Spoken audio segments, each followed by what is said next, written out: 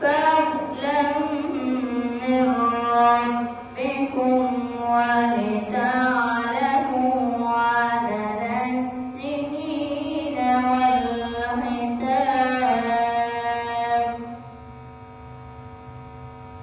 وكل شيء فصلناه تفصيلا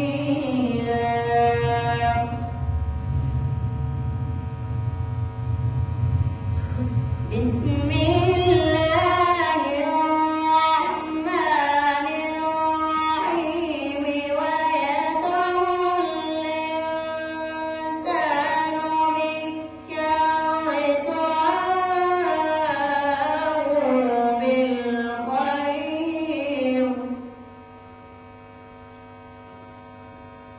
وكان الإنسان عجولا وجعلنا الليل والنهار آيتين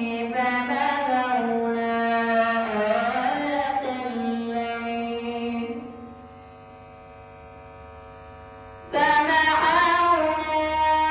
آية الليل وجعلنا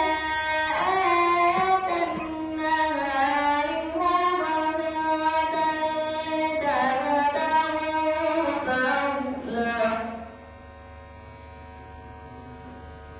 مبصرة لتبتغوا فضلا من ربكم ولتعلموا عدد السنين والحساب وكل شيء فصلناه تفصيلا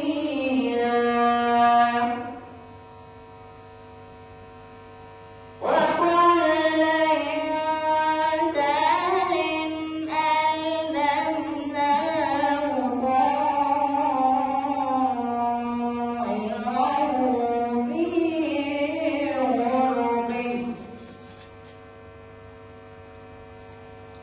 ونخرج له يوم القيامة كتابا يلقاه منشورا اقرأ كتابك